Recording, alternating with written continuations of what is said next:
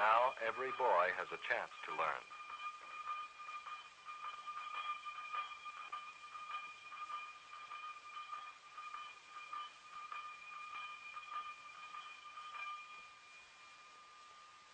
Yasin takes off his keffiyeh.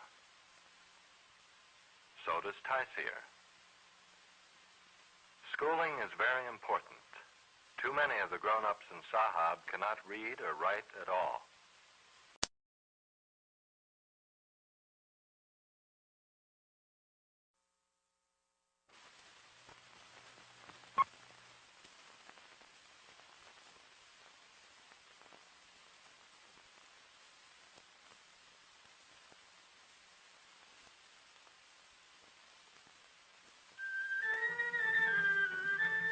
This is an old land and an old town, Sahab in Jordan.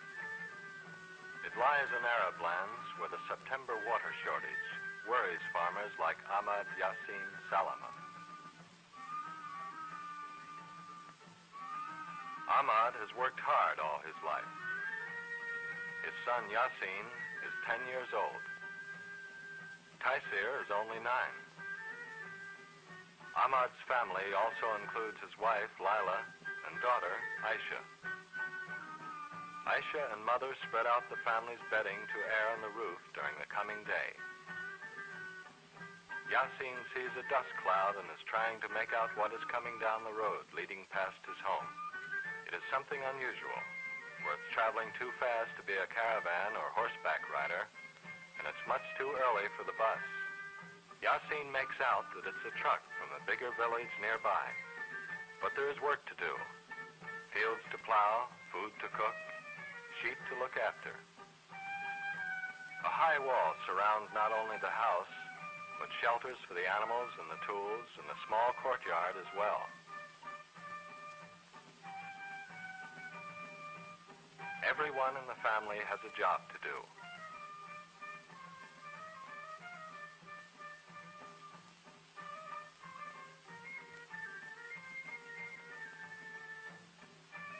Taisir's job is to take the family's 2 sheep to the village shepherd. Aisha's first duty each morning is to sweep the hard-packed earth floor of the courtyard. Yasin helps father. They load the tools needed for the day's farming on the back of the family camel, and father lets Yasin ride for a little way.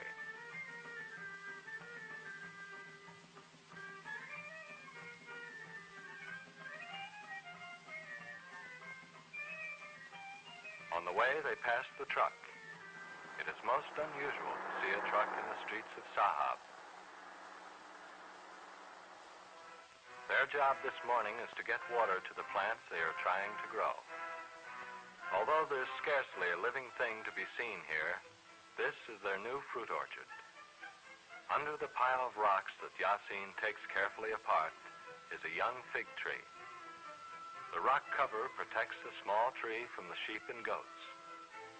It also helps to prevent the small amount of water they can spare for it from evaporating too fast in the hot, dry air.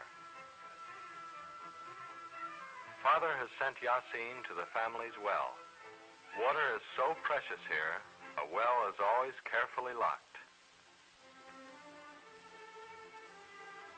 The wells of the village supply enough water for people and animals, but there is only a little left to grow a few vegetables and fruits.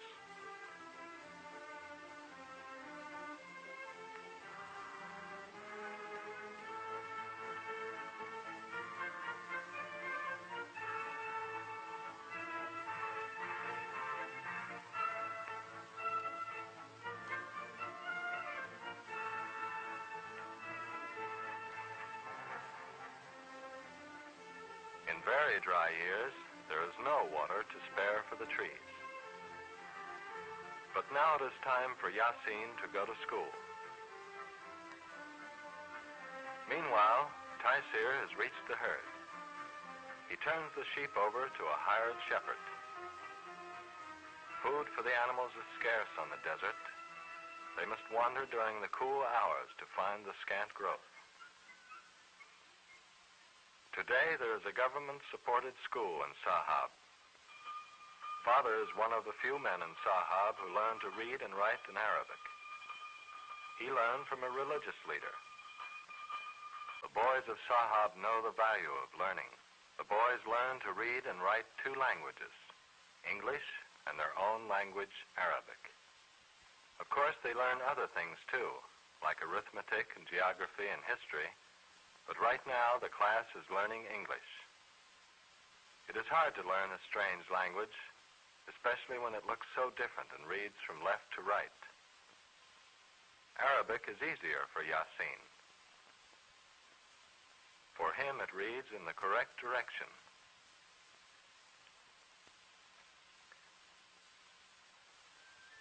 While her brothers are in school, Aisha goes to the well to get water for cooking and drinking. She carries the earthen jar easily on her head. There is no school for girls in the village, so Aisha stays at home and helps Mother. Mother is making bread, as she does each morning. The water that Aisha has brought is needed to finish the dough for bread. Aisha churns camel milk in an animal skin bag.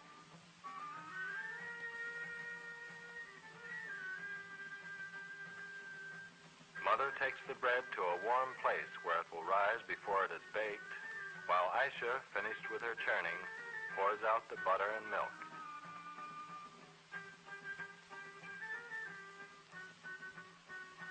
The fire was lighted some time ago, but is now burned down. Mother shapes the bread into round loaves and puts it into the hot pan, where it will bake in a few minutes.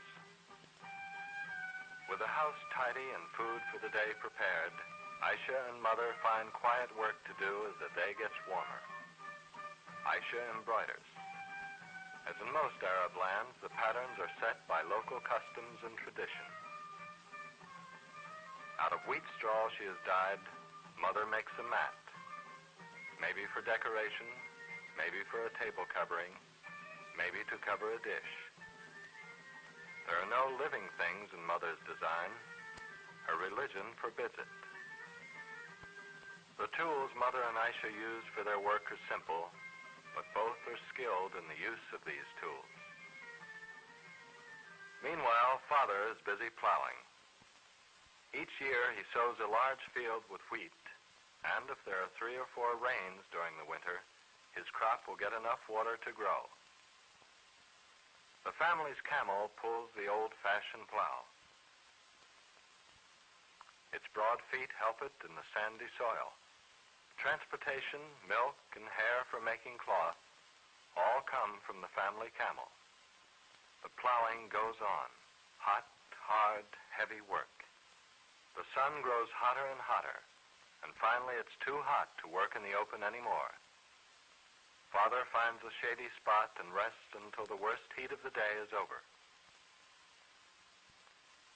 The sheep are too hot to graze.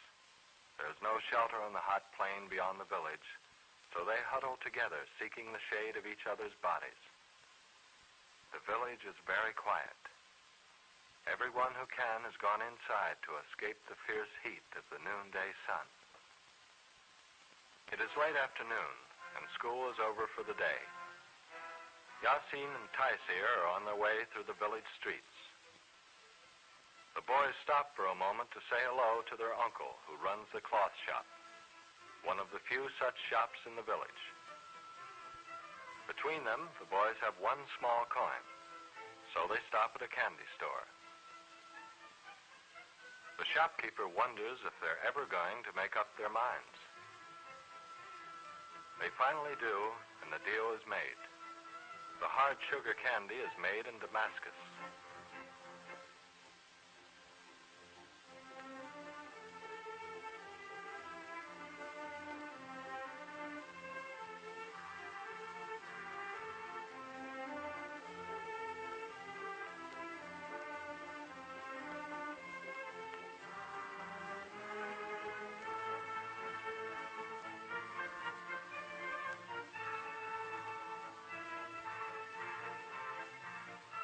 The The boys often stop at the mill on the edge of town to see the miller and his helpers grinding wheat into flour.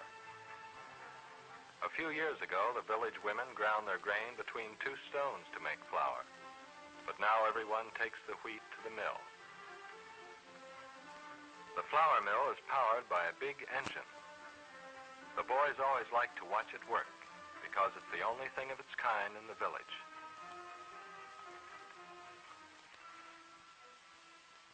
But now two friends of Yasin and Taisir call them to play one of their favorite games. It's a game very much like hopscotch. You toss a stone into a square and then pick it up, hopping on one foot without touching the lines with either your foot or the stone. If you miss, you lose your turn and give the stone to the next boy in line. This is a very popular game for Arabian boys, who often spend hours playing it. But well before dark, the boys must leave the game and do their evening chores. Taisir gets the family sheep and takes them home. Yasin goes to the field where father has been plowing and helps gather up the tools to take them home for the night. At the end of a hard day, the field seems to be a long way from town.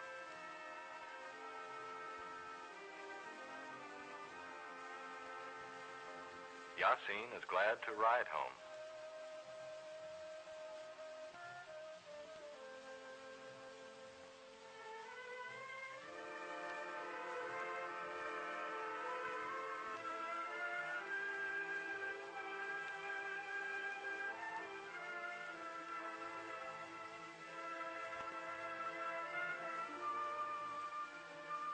As Yasin and his father enter the village, two Bedouins who live on the desert stop to say hello.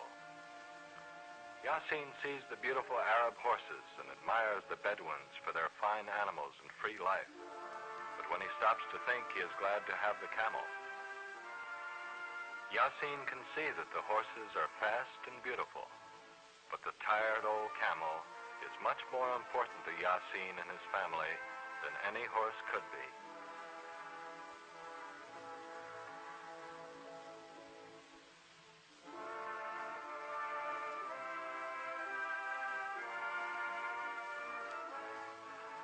The setting sun catches them still not quite home.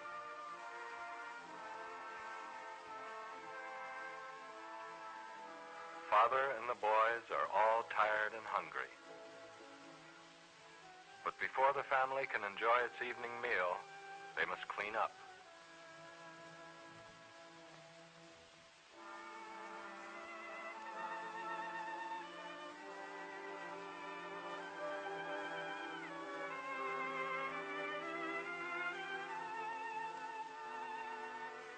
Father must be especially careful, for once again it is time to pray to Allah.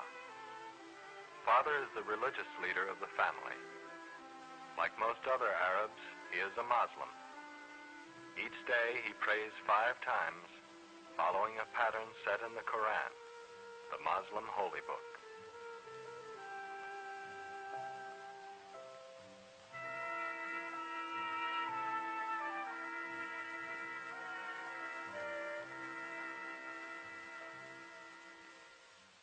And then it is time for the evening meal.